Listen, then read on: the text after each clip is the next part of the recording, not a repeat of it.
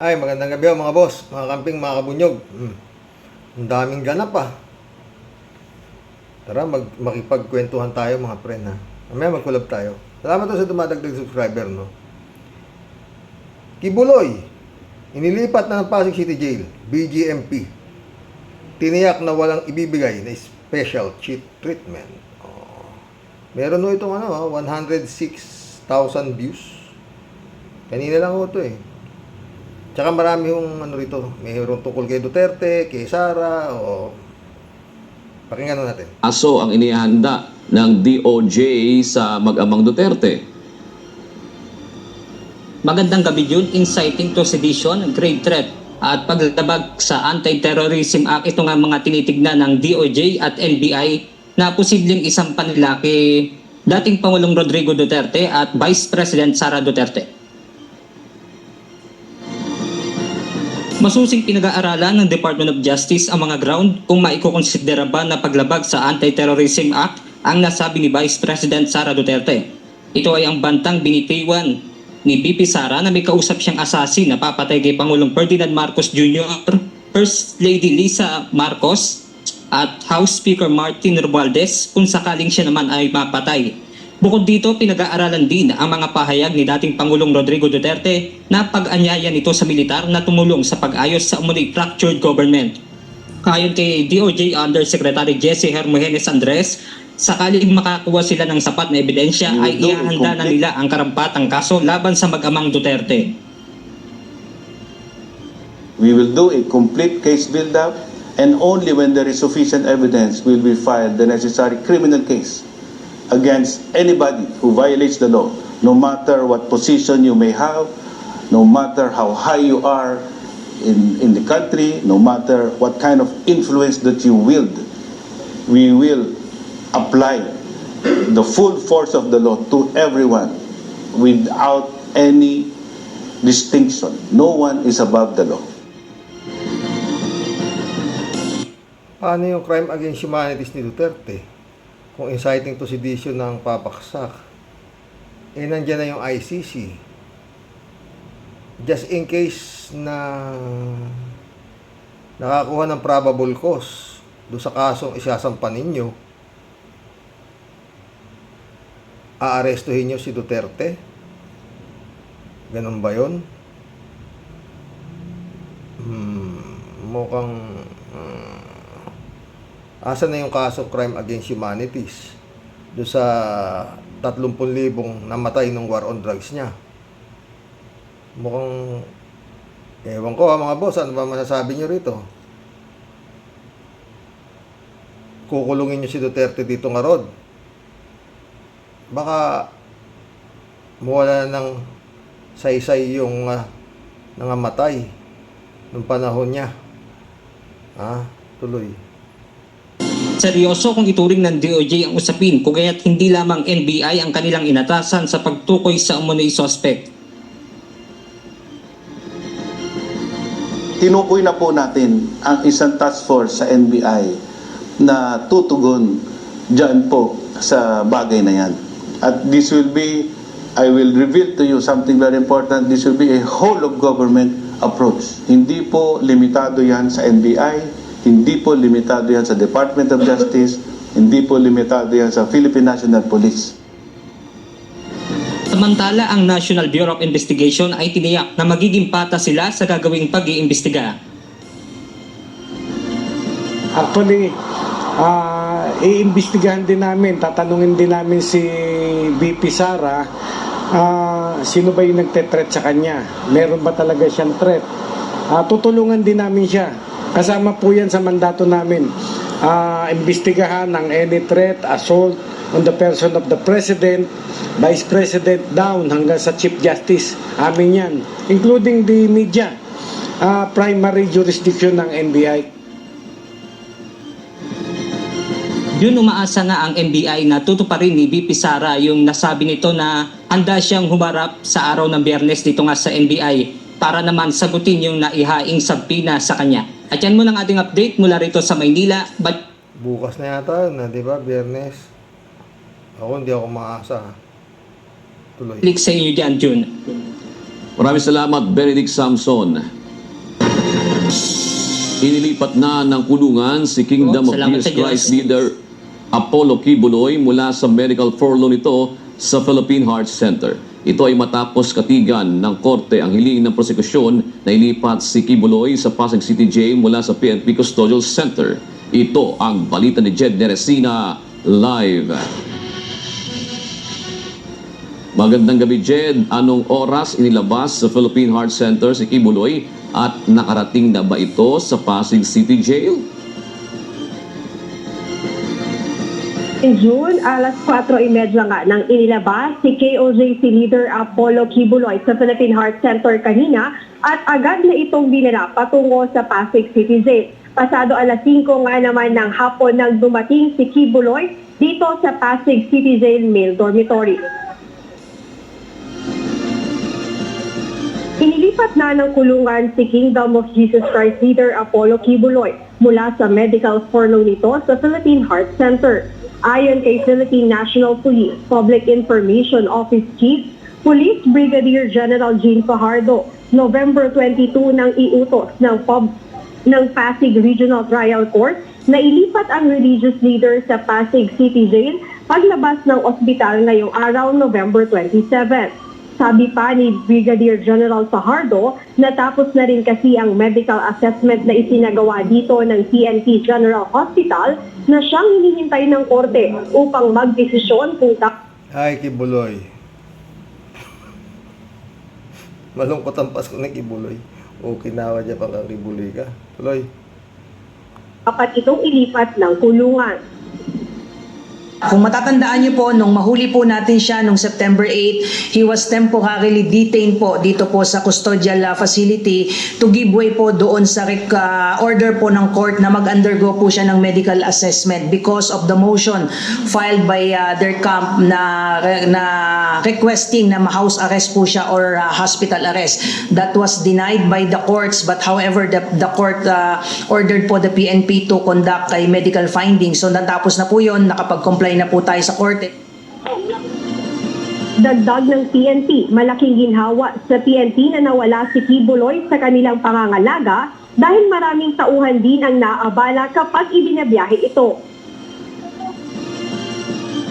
Kapag tayo po ay nag-escort sa kanya, papunta sa hospital, papunta po sa mga court appearances po nila, definitely po ay mga more or less mga 40 to 60 PNP personnel lagi ang kasama dyan sa convoy kapag kailangan po siyang i-transfer to and from the venues po. So definitely, this will ease po the burden on the part of the HSS po in providing security escort every time he needs to go out of Camp Crame po. Sinabi naman ng Bureau of Jail Management and Technology o BJMP na matagal na silang nakahanda para kay Kibuloy. Walaan nila itong special treatment. Sa katunayan, ilalagay ito sa ordinaryong selda at makikipagsiksikan sa ibang persons na Patay kang Kibuloy ka. Tuloy. deprived of liberty. Nasa 500% ang congestion rate ng Pasig City Jail kung saan ang isang selda Tanga na 500% ang congestion rate po taragis. Ay, na para lamang sa 5 tao ay umaabot ng hanggang 35 preso. samantakin mo yun, 5 tao lang yung kulungan eh. Umaabot ng 35 preso yung nagsisiksikan doon sa 5 taong kulungan. Tanga Kibuloy ka. Patay ka riyan. Kanta na kasi, kanta. Yun, naka-wheelchair nga nang inilabas si KOJC leader Apollo Kibuloy sa Philippine Heart Center kanina bago nga siya dalhin dito sa Pasig City Jail. At ayun nga, ayon sa PNP, ang kanyang detention sa kanilang custodial facility ay temporary lang to give way sa order ng court na mag-undergo ito sa medical assessment dahil na rin sa motion ng kanyang kampo na nagre-request sila na ma-house arrest or ma-hospital arrest na lang si Kibuloy. Ayan mo na update, balik sa iyo, Jules. Maraming salamat, Jed Neresina. Kibuloy ka, patay ka ngayon. Nakakatawa, mga friend. No? Pero, pinaglaruan mo ang demonyo eh. Ha? Nag-Diyos-Diyosan ka eh. O, di ba? O, yan ang balik sa'yo. Yan ang karma mo, Kibuloy. Nag-Diyos-Diyosan ka eh. Ang dami mong napaniwala, no? Hindi ka ba na? Tanga lang talaga naniwala dito eh. Bakit ka mo? Aba, appointed son daw siya, pero ang best friend niya si Digong, minumura yung Diyos. O, di ba? O, gaano katanga yung mga naniwala dito? Tagira kayo. Ay, nako mga boss. Pinagpalagay na wala siyang, naku, putaris, Kibuloy ka. Sabihin mo ng iba na kinakain mo sa mga kinakain ng preso dahil mayroong magdadala sa'yo ng pagkain dyan. Sabihin na natin, ikaw na ang appointed son dyan sa loob ng kulungan. Pero nakakulong ka pa rin. Kasama mo pa rin yung 35 preso na dikit-dikit kayong natutulog. Ha? Mantakin mo inabot nitong gago na to dahil sa kabuguan ng puta. Pero anyway, maski napatayin mo na yan eh. Sa ginhawang nalasap niya sa pagiging Diyos-Diyosan niya. Oo. Ha? Dahil sa kagaguhan niya na piglaruan niya yung Panginoon, na siya ay banal. Oo. Mantakin mo ganda ng kwarto niya. May sabi nga ni General Torre, may jacuzzi. Pang 2 tao yung jacuzzi malaki. At ang kanyang kwarto na napakaganda ay napaiikutan ng mga kwarto-kwarto ng mga iba-ibang babae. At hindi basta babae, kailangan birhen ang iaalay kay Kibuloy. Ay, nakatibo. May Ukrainian pa. Baka hindi lang Ukrainian ang nabatakbak nitong gago na ito. Sa totoo lang, akala natin. Tuntua ako sa hype na ito, sa totoo lang. Anyway, sa edad mo na yan, tagal kang nagpasasa sa buhay. Na humiga ka sa kaginhawahan, dahil sa mga panghihingi ng abuloy, donasyon at kung ano-ano pa. Pero hindi ako naniniwala doon. Paulit-ulit, no? Malamang ito tama, sabi nga ni Las Cañas. Las Cañas nito si Senador Trillanes na ito, front lang ito dahil dito tinatambak yung mga salaping nananakaw nung kanyang BFF, yung kanyang best friend forever. Pero yan mahirap na yan mga friend, Kibuloy. Anyway, wala ka naman ng pera. Dahil lahat nga naisoli mo na doon sa tunay na may-ari, doon sa iyong administrador. Lahat, di ba? Kaya ikaw, aasa ka lang dyan kung kailan ka padadala ng siopaw. Alam niyo po, sabi nga ni Arlene Stone, ang pampaligo nito si Kibuloy, absolute water. At may temperature pa. Kailangan saktong-sakto lang sa kanyang mga balat. Puti ako nakita niyo yung pagmumukha ni Kibuloy ngayon. Dati kintab-kintab eh. Ngayon wala na, tuyot na yung gago. Hotel. May taga-masahe. Lahat talagang hari siya. Doon sa kingdom na pinatayo daw niya. Daw Hindi ako naniniwala. Hindi. Bilyon-bilyon ang halaga. 30 hectares. Rare Mountain, Glory Mountain, may kung ano-anong eskwelahan, Jose Maria Cottage. May kompleto. May abogasya, may medicine, may kumukuha ng medicine. Puta. Kompleto. May high school pa yata, elementary, kompleto. At yun nga, pag maganda ka, scholar ka ni Kibuloy.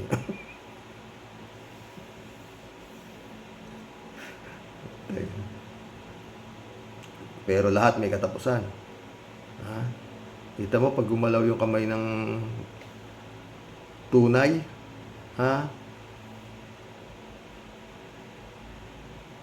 tapos, Kibuloy. Mahaba-habang yan, Kibuloy. Baka akala mo, katakot-takot. Meron ka pang nakabiyabit na kaso, most wanted pa ng FBI itong bugok na to eh. Mukhang mahihirapan ng ayusin nung Panginoon mo, nung digong ang iyong mga kaso, Kibuloy. Siya nga, ito. Pero, tumabalik tayo ito. Inciting to sedition yata ikakaso. Pwede na siyang, sa sinabi niya, na yun nga, na kailangan yung military, parang, wag na kayong makisali dyan sa laro ni Marcos. Parang ganun. Kaya yun ang magiging kaso niya. Parang nagtatawag siya na iwan na ng military si Marcos. Ganun, parang inciting sedition daw, di ba? Yun lang. Paano yung mga kaso sa mga pagpapatay? Yun lang, pwede na siyang maaresto, di ba? Maaresto man siya, di ba? House arrest ang labas niya. Dahil nga, nirirespeto yung bastos na walang yan ng mga Como siya raw, dating Pangulo. Mukhang doon ang tumbok, sana mali ako, Mukhang doon ang tumbok. Oo. Kayo mga militar, magtsatsaga pa ba kayo dito sa fractured government ng isang adik, magsilbi sa Pangulo na adik? Di kakasuhan siya. Inciting to sedition. Kukulungin o aarestuhin o paano?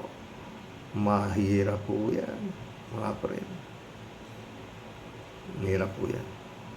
Yun naman kay Sara. Pag namatay ako, I already asked a person to take revenge against 3 individuals.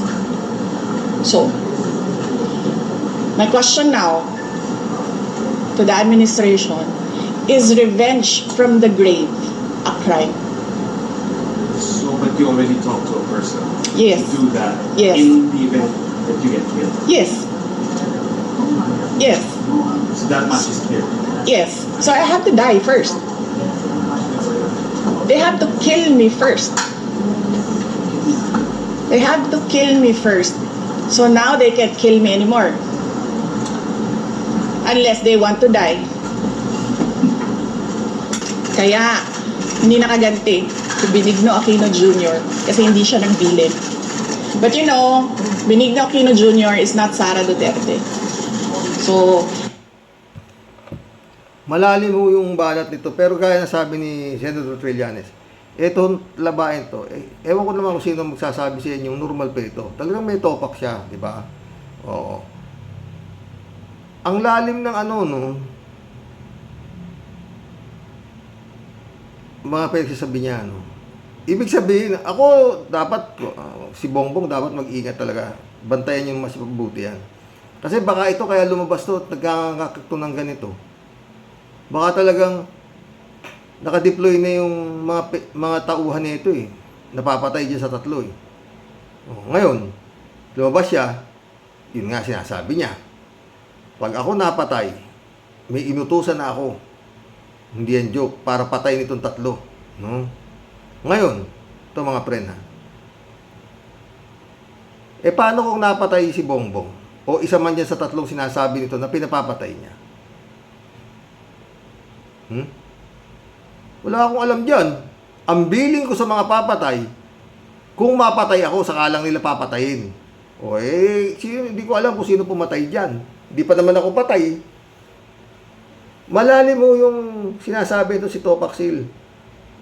Di ba? Wala akong alam dyan. Buhay pa ako di ba? Revenge from the grave nga yung inutos ko hindi pa naman ako patay. Hindi ko na alam kung sino pumatay sa mga yan. Basta ako, utos ko, kung ako napatay, patayin nila yung 3 na yan. At umuo naman sila. Yun ang usapan namin ng mga killer. Ng mga tauhan ko. Ngayon, hindi ko alam kung sino pumatay dyan. Wala naman akong order Kailangan mamatay muna ako bago nila ituloy yung aking order. Di ba? Matalino to si Toyo Si Toyo. Si Topak. Di ba mga friend? Sige unawain nyo. Sabi niya, ba? Nagbilin ako. Kaya nga sabi niya, mali si Ninoy Aquino kaya hindi siya nakaganti. Hindi siya nagbilin. Wala naman pagbibili na si Ninoy Aquino. Buti ikaw, marami kayong mga private army kayo eh. O, di ba? May Davao Ed Squad, may Angel of the Chikibuloy. O, si Benigno Aquino, walang ganun. Matino si Benigno, hindi naman, walang topak yun. Ay, nako, mabalik tayo kay Kibuloy. Nakakatuwa ho itong grupo ng mga siraulo na totoo. Puro may sapak eh. O, di ba? Pati ho yung mga nagrarally doon. Kawawa naman yung mga nando doon sa, EDSA Shrine, puto regis. 200 piso binabayad. 500, ginawan 200, kinapon pa nung organizer. Nagkaaway-away na sila, nagugutom na. Puti gina. Grabe to mga to. No? Ang gulo, no? Pero yun nga, hindi ko maintindihan niyang ano na yan. Sasampahan na nila ngayon ng kaso si Duterte, inciting to sedition, sabi niya. Diba? O, sabi ng NBI. Paano? Kukulungin niyo si Duterte, hindi house arrest, hospital arrest, o, di napapasok ng RODA ICC. Kasi, nadakip na, may kaso. Asan na yung crime against humanity? Mukhang lumalabo ho, yung mga justice para dun sa mga 30,000 pinatay nung panahon ng war on drugs. At kung sakasakali, kung hindi na, wag naman paintulot ng Panginoon na hindi na matutuloy yung ICC dahil may kaso na ito, ligtas si Bato, tsaka si Bongo, mga ganun ba yun? Hindi ho ako, hindi ho ako hula-hula lang ho. Mga friend, ano ba sa palagay niyo? Ba ganun? Pag nakakasuhan si Duterte rito, si Duterte na lang ang kinasuhan ng inciting to sedition. Wala na yung mga ibang kasabat niya sa mga pinagpapatay ng panahon niya, di ba? Mababaw na, bumababaw. Mag-collab na po tayo mga boss. Kalat ni Baya, shout out. Pandemic hero na. Pambayo pa. Sangka pa. Patay tayo dyan.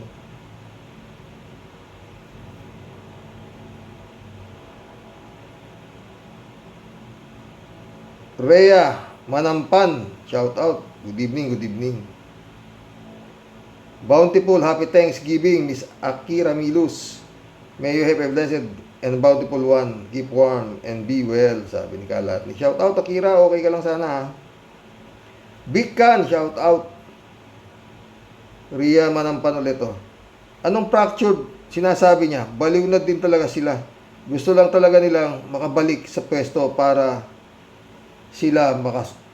di na sila makasuhan. Baka nga yung ginagawa nila yun para makasuhan sila para hindi na sila mahipo ng ICC. Parang gano'n pakiramdam ko lang Rhea ulit Hindi naman yan pinakinggan ng AFP. Impeach proceed now, sabi ni Rhea. Rhea ulit, nakapentanil yan, Sir Roque, sabi niya. Diesel, shout out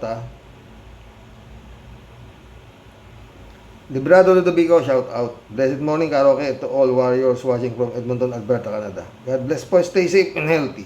Hoy, Tandang Durian, dutae, bago ka magsalita, tignan mo muna yung ginawa mo kung aska po lecheng hindoropot, galit si Librado. Michelle Edwin, shout out my friend. Kalat ni ulit Nax, tragis, high na high sa fentanyl, ang gago. Batak pa mo. Kaya nga high na high ang kupal. Hoy, may mga nakakapasok na tanga rito Wala, hindi ko kayo papansinin. Paulit-ulit hindi ako pumapatol sa bobo, sa mga kampon ng demonyo, hindi. Porwing Peña, shout out. Gandang gabi, Sir Rock. Sige lang. Mag-away na kayo. BBM pa rin ako. PBBM pa rin ako. PBBM pa rin ako. Federico Mandak, shout out Ano pa ba bago dyan kay Digong? Rindido na ang utak niyan. Gusto talaga niyang makakuha na ang Malacanang. Sa kilos nila talaga, laban kung laban na sila. Pinakikita ni Sara, matibay siya. Hindi siya nagpapakita o nagpapahalata na takot. Sari-saring issue ang ibinabato para malihis ang atensyon. Ngayon, na-recall na yung mga militar na security niya kasama yung La Chica. Pinalitan ng pulis. Lalo siyang magwawala niyan. Gagawing issue na naman na may death threat daw siya. Totoo. Estrelita Hero, shout out. Watching from Japan, sabi niya.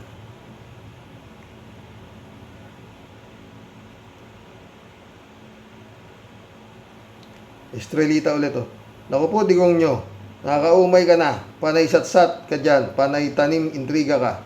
Masyado kang matakaw sa kapangyarihan. Totoo. Dised, oh. Sabi ni Sentry, desperate move na raw. Yan, Xerox. Talaga, wala na silang iba eh. Oo, wala na talagang iba. Talagang guguluhin nila yung gobyerno ni Marcos. Kaya ewan ko naman dito kay Marcos kung anong gagawin niya dito. Estrelita. Estrella. Mikua.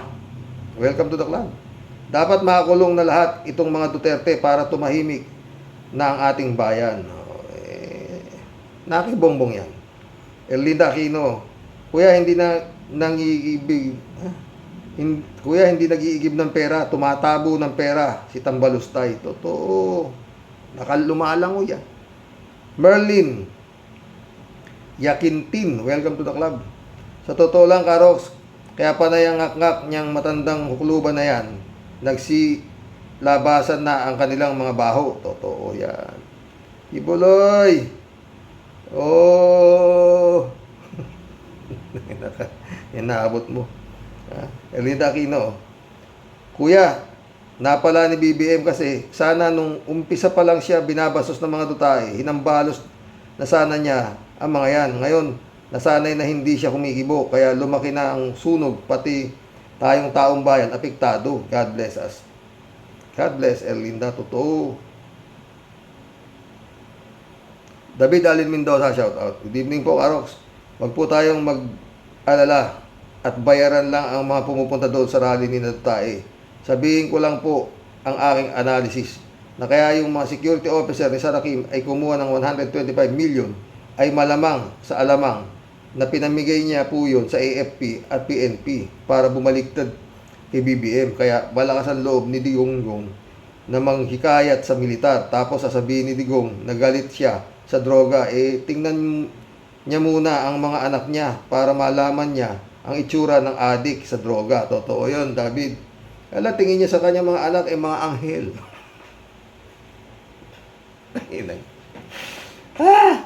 Puta na. Erlinda Aquino. Kuya, dati nagagandahan ako kay Tambalustay. Mula na sinabi niyang siya ang presidente ng impyerno, kada makikita ko siya sa TV at sa YouTube, natatakot na ako sa itsura ng muka. Itsura ng mukha niya, para siyang demonyo. Ay nako. Nanonood ba kayo ng mga horror movie? Ano ba yung horror na yun?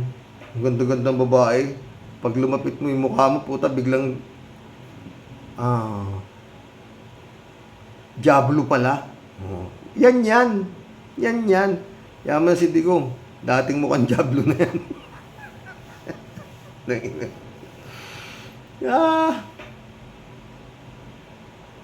Adel Salazar, welcome to the club. Tawa-tawa. Pag nahuli si Dong Igong, maniwala naman kayo, istorya man lang yun. Mahirap ka usap yun. Di mo alam kung ano ang totoo. David Alin Mendoza ulit, oh. Digong, tapos na ang termino mo. Kaya manahimik ka na lang. Maglibang ka na lang. At gastusin ang trilyones na nakulimbat nyo sa kaban ng bayan. Payo ko naman kay BBM, mag-ingat siya sa mga nakapaligid sa kanya. At baka may mga galamay doon ang mga dutay at bigla siyang atakihin sa puso o malason. Kaya na wag naman po sanang mangyari. Kundi po ay todas na talaga ang Pilipinas. Totoo yan, David. Mamayagpag na naman yang si Nakibs, Roque, Panelo, Big Rodriguez, Tricky Angeles, Badoy at iba pa. Magagaya po tayo sa mga bansa sa Latin America na lahat ng mamamayan ay gustong lisanin ang kanilang bansa dahil wala na silang nakikitang magandang kinabukasan doon. Totoo yan, David. Shout out, friend Shervin Sapeda. Christian Sen, July 7, Alcantara, shout out sa inyo mga bossing. Friend Amy Bingson, Dolor Garcia, shout out ha. Yukitu Mihilano. Yukitu Mihilano. Welcome to the club. Nakapenta nila naman ito si Digong Monyo. Kaya kahit ano-ano lumalabas sa dugyot na bunganga ng demonyong na to. George Ala, shout out ha. Pwedeng gawin ni BBM, sumali ulit tayo sa ICC. Baw pa rin. Ha? Baw pa yun. Baw pa yung masa sa kanya para mangyari sila sa international court. O, yun nga. Iba ang iniisip eh. Sasampa ng inciting to sedition eh. Buti, duda ako dyan. Shirley Jaser, shout out. Ang masasabi ko lang po, Karox, hindi habang buhay sila ang naghahari sa Pilipinas. Tapos na ang kanilang kapangyarihan, Karox. Pag kakuha ng 125 million diretso sa chief bodyguard ni Sara, wow, sarap buhay nila. Sarap buhay nila, totoo yun. Tapos, gawaan na sila ng peking, resibo. Shirley J. Sira dito, ganyan ka pala magsalita pag lasing ka, Karox. Oy, Shirley, hindi ako umiinom. God knows. Hindi ako umiinom. 2 boteng Red Horse lang. Parang kala mo lasing na ako. Hindi ako umiinom. Chris Lawrence Cruz, welcome to the club. Dutae Baliw, sama kayo ni Kawatano, dapat pati tagig audit karma is real. Totoo. Dapat audit nga lahat eh. Sabi nga ni Sara at ni Digong, dapat lahat tayo audit tayo ha. Johnny Bigod, shout out. Gandang gabi, Karoke. Galing mong maglasing-lasingan, parang totoo. Mukhang napapasama ka rin yata sa Tagayan noong kabataan mo. Hindi. Hindi, Johnny, hindi. God knows, hindi ako umiinom ng alak. Kinakati yung katawan ko. Nahihirapan ako. Tsaka yung ulo ko parang puputok. Pag nakabdalawang boteng sanmig na ako, parang ganun. Kahirap ako matulog. Ramon Valencia, Bossing, tabogo lang ang maniniwala sa mga yan. Saan kaya sila kumukuha ng kapal ng muka? Ay naku, marami sila niyan. Karamihan sa mga politiko sa Pilipinas, maraming ganyan. Yung kapal ng muka. Oo. Ayaw mamigay. Dapat mag-share naman kayo ng konting kapal ng muka. Putang na kanyo.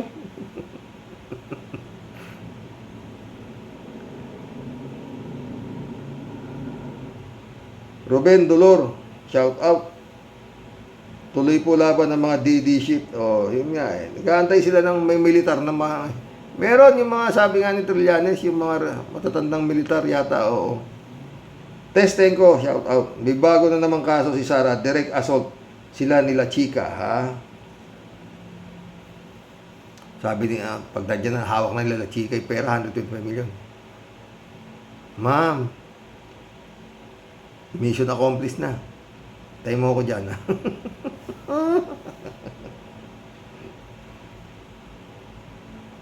Testenko ulit, oh. Baka matuluyan na yung maloka sa dami ng kasong haharapin, ha? Kaya niya raw, eh. Alberto Olaer, shout out. Karoke, si Digong Duterte, perfect siya magnanakaw ng kaban ng bayan. Karoke, totoo. Kara Mihan, welcome to the club. Kara Mihan. Nang umupo si Digong nyo, 5 trillion ang utang ng Pilipinas. Nang bumaba sa pwesto, 17 trillion ang utang ng Pilipinas. Saan mo dinala? Inutang mong 12 trillion. Wala ka namang nagawa sa bilbilbit mo. Puro ka drawing. At hinahanap mo yung ginto na ipinagbili dahil pambayad sa utang mo. Dahil dyan. Chupista Bunaaw, shout out ha. Gandang umaga. At yung mahal sa buhay at sa mga ka-warriors. Kuya, masarap bang uminom ng tatak Duterte? Chupista ulit oh. Ang daming bugok, tuwang-tuwa sa hindi naman nakakatawa. Tumigil ka na nga, Digong. Isa ka rin namang adik ka sa pera, adik sa babae, adik sa fentanyl, at adik sa kapangyarihan. Ikaw na ang magaling. Totoo, chipista. Rodelia Alpilor, shout out. Chipista ulit. Digong, Sara, baka pwede naman ninyong kaming ambagan. Kaming mahihirap. Ako, kuya, kahit na masakit ang paa ko, dahil sa rayuma, tuloy pa rin ang paglinis ko sa bahay ng iba para lang kumita. Tapos sila ganyan lang kadali kumita ng pera, milyon-bilyon ang pinag-uusapan. Asa ng konsensya ninyo? Grabe kayo, wala kayong awa. Awa ba kamo? Ayan ang ukulang sila. Yung maawa, Chupista po na ulit, tawa. Kaya pala hindi makapanalamin ang galing mamintas sa iba, lagi palang nababasag ang kanilang salamin. Nababasag ang kanila. Akalain mo po, kuya, salamin pa ang sumuko sa kanila, kaya pala walang makitang kapintasan sa sarili nila. Totoo yan. Jing Labay na, shout out. Pastor Jun Lagon, shout out mga boss.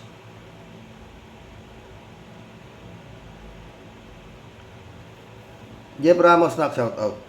Rolando Gutay. Hindi ganyan kababaw ang labang Marcos Duterte. Ito ay away ng US versus China kasi nandiyan na si Trump, kaya nag-aapura ang China. Totoo. Normando Reyes, shout out. Mahusay talaga si Digong to quote storytelling alay. Totoo, magaling nga kung ano nagdadaldal niyan Oo. Bernadette Aligarbes, shout out. Sir, good morning. Thank you, sir. Go lang, sir. Medyo lumala ang ating problema sa gobyerno ng ating bansa. How can Marcos be effective in his job? Totoo. Paano siya makakano Hindi, huwag niyong biruin yung ano ni Sara Duterte. Nakapagbigay na siya ng depensa niya kung sakasakali may mangyayari kay Marcos.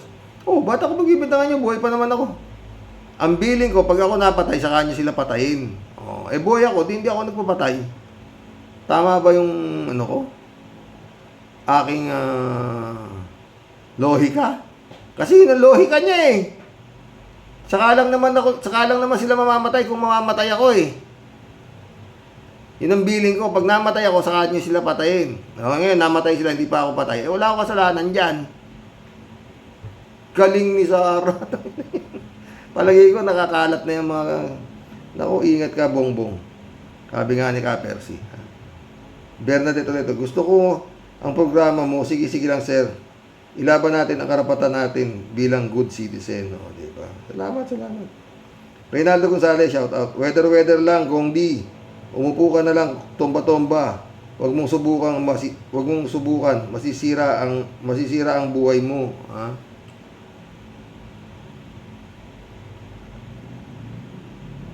Elizabeth Iscari ulit. Good morning, sir. Okay. Ay nako, itong Digong na ito, akala mo talaga matinong tao. Akala mo kung sinong matino ang putik yun. Nung pinagagawa niya, kill at siya lang ang batas. Napaka-demonyo nito. Hoy, Digong. Yung mga DDS mo lang ang yung mga bobo mong nakikinabang sa'yo ang papanig sa'yo. Nauulol na itong mag-ama, sagad sa yabang at siga-siga. Dapat dito, hulihin na at ipakulong. Respect. Shelly Santos, shout out. Kalat ni Bayaw. Naman, oo naman paring Diggs. Mas gustong-gusto ko yung naglilinis ng baril. Ang sarap kayang maglinis ng baril. Patay tayo dyan. Ano naman yan? Kalat ni Redo. Good morning, Kasani. Tira lang, Kasani. Bombayin mo ang mga tanga na yan. God bless your family. God bless, Kalat ni nito. Mabuti na lang at hindi tumutulo ang sipon namin ni Kasani. Patay tayo dyan. Florentino Bendulo, welcome to the club. Lasing ba yung kinakain ng asalita? Matagal ng ganyan yan, Florentino. Kung magsaya ka, ganyan. Mary Grace Santos, shout out. Ba't pa nasa Earth pa itong nilalang na ito? Good PM, Karok. Sabay malay ko nga ba?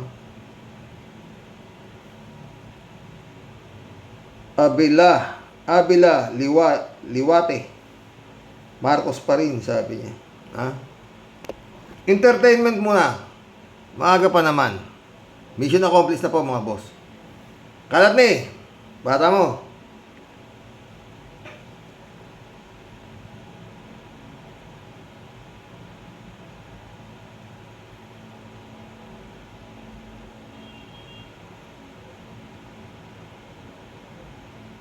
Oh, ha?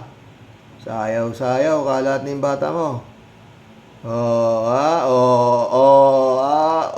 Ita mo. Oh, ala. Oh, tak. Oh, ha? Oh. May sontok pa, kembot pa kalat niyo. Oh, ha? Tama na yan, masyado ka naman na kalat ni King. Ha? Magandang gabi po, mga boss. God bless. Nakapaglibang na naman tayo isang araw, ha? Ha? Bongbong. Alanganin ka rito kay Sara. Pero malamang ano na to, ha? May go signal na, ha?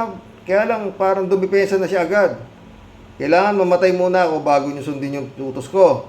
O ngayon kung tapos na kayo, buhay pa ako, wala akong kasalanan dyan. Good night, mga boss. God bless.